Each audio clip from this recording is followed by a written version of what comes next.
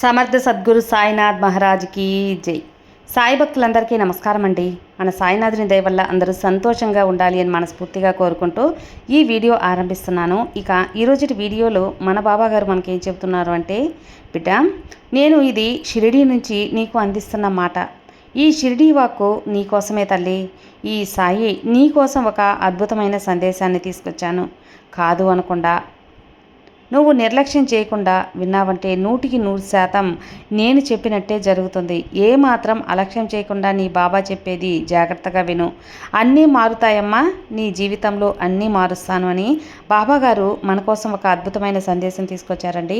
ఆ సందేశం ఏంటి, ఏం చెప్పబోతున్నారు అని చూడబోయే ముందు మన వీడియోస్ నచ్చినట్లయితే లైక్ చేయండి. మన ఛానల్ కొత్తగా చూస్తున్నట్లయితే సబ్స్క్రైబ్ చేసుకొని అలాగే సపోర్ట్ చేయండి ఫ్రెండ్స్.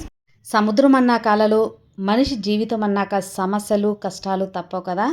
కానీ ప్రతి ఒక్క సమస్యకి 24 గంటల్లోనే పరిష్కారం చూపే మనకు తెలిసిన ఒక గురువు గారు ఉన్నారండి, శ్రీనివాసరాజు గారు.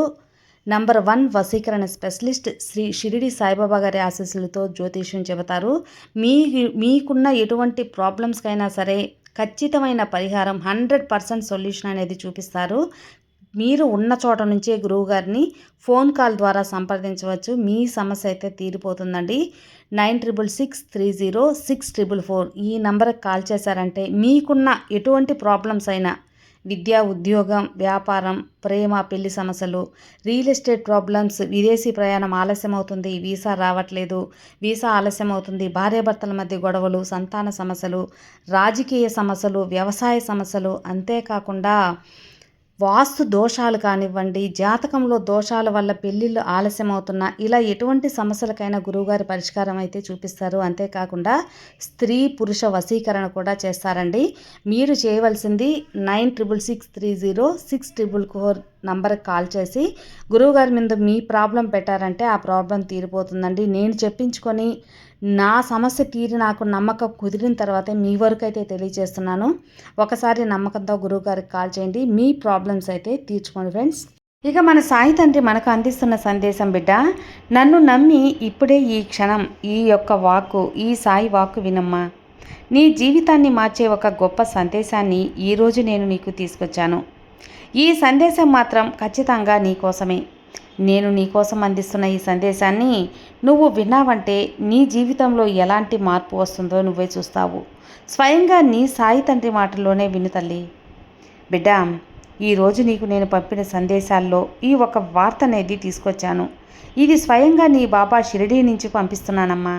అవునమ్మా, ఏంటి బాబా అని చాలా ఆరాటంగా ఆతృతగా అడుగుతున్నావు కదా. చెబుతాను. నేను నీకు మాటిస్తున్నాను, ఇది నువ్వు ఖచ్చితంగా వినే తీరాలి. 100% నువ్వు వినే తీరాలి, జరిగే తీరుతుంది. ఈరోజు నీ బాబా నీ జీవితం యొక్క ఒక మంచి వాక్కుని ఈ సాయి సత్యవాక్కుగా నీకు అందించబోతున్నాను. అది 100% నిజమవబోతుంది. అందుకే కాస్త మనసు పెట్టి జాగ్రత్తగా విను. చెప్తున్నాను కదా, నీ సాయి తండ్రి వాక్కు అని. నీ మనసులో ఏదైతే కోరికలు ఉన్నాయో అన్నీ కూడా నెరవేరుస్తాను. ఏవైతే కష్టాలు ఉన్నాయో అన్నీ తీరిపోవాలని ఎన్నోసార్లు నన్ను మనస్ఫూర్తిగా వేడుకున్నావు. ఇక ఇప్పుడు అన్నీ నెరవేర్చే సమయం వచ్చిందమ్మా. అవును, నేను చెప్పేది నిజమే. నా బిడ్డలకి నేను ఏం చెప్పబోతున్నానో అది ఖచ్చితంగా చేస్తాను. ప్రతిరోజు నేను మంచినే తలచి మంచినే చేసే నీకు ఎలాంటి కష్టమూ రానివ్వను తల్లి. ఈ సాయి బిడ్డలకు ప్రతి ఒక్కరికి కూడా సంతోషంగా ఉండాలి, మంచి మనసుతో, స్వచ్ఛమైన మనసుతో ఉంటారని నాకు తెలుసు. అలాంటి నా బిడ్డలకు ఏ క్షణం ఎప్పుడు కూడా ఎలాంటి ఆపద రాకుండా చూసుకోవాల్సిన బాధ్యత నా మీద ఉంది కదా. ఇప్పుడు నేను అదే చేస్తున్నాను. నీకు ఇస్తున్న ఈ వాక్కు ఎంతలే అనుకోకుండా విను. నీకున్న కష్టమంతా మాయమైపోతుంది. కష్టం అనేది నీ దరిదాపుల్లో కూడా రానివ్వను.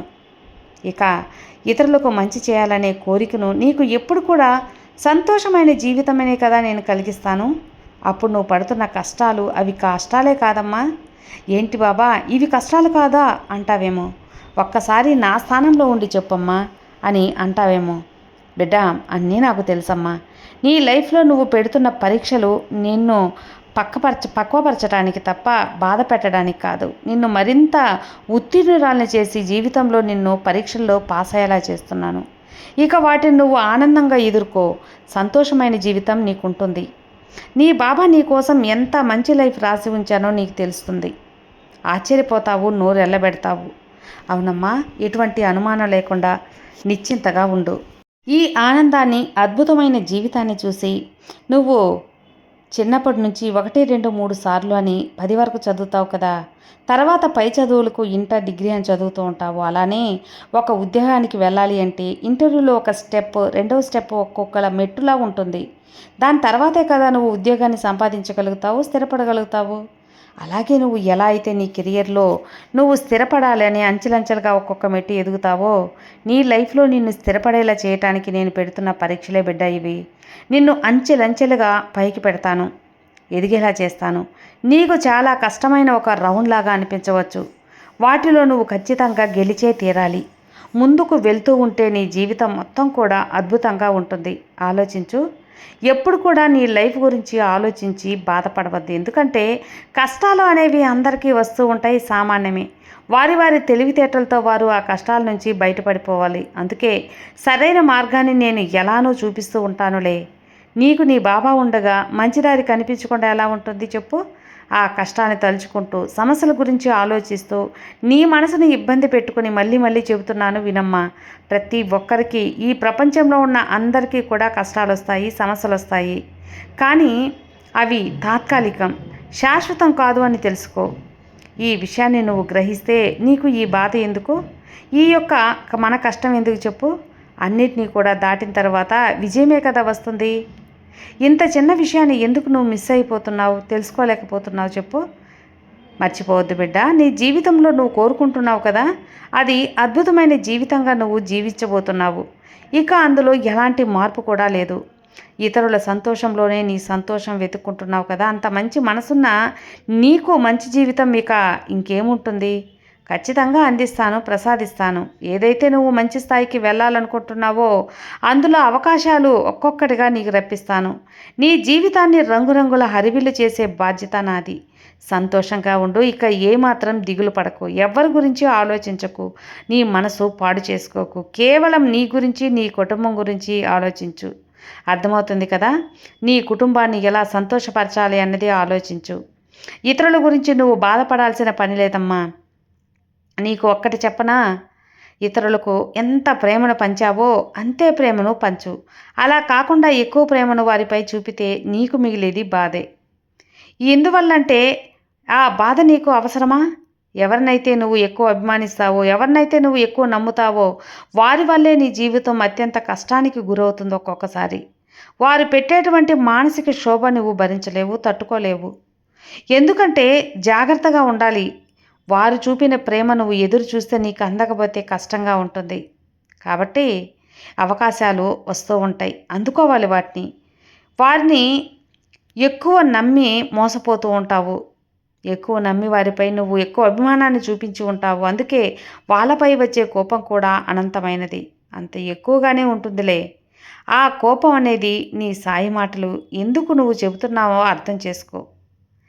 ఎవరిపై ఎంత ప్రేమ చూపాలో అంత మాత్రమే చూపించు. అదే అందరికీ మంచిది, నీకు కూడా చాలా మంచిది. ఎవరినైనా సరే అమ్మా, ఒకరిని అభిమానించవచ్చు, అంతే అభిమానించు. అది తిరిగి మళ్ళీ వారి నుండి ఆశించకు. ఎందుకంటే అంత అభిమానాన్ని కానీ, అంత ప్రేమను కానీ నువ్వు చూపినంత వారు చూపలేకపోతే నీ మనసు బాధ చెందుతుంది. అది వాళ్ళ తప్పు కాదులే, కానీ నీ తప్పు. వారిపై ఎంత నమ్మకం పెట్టుకున్నా నీ తప్పే కదా. అందుకే వారిని నిర్దేశించి వారిని తప్పు పట్టడంలో ఏమాత్రం మంచిది కాదమ్మా.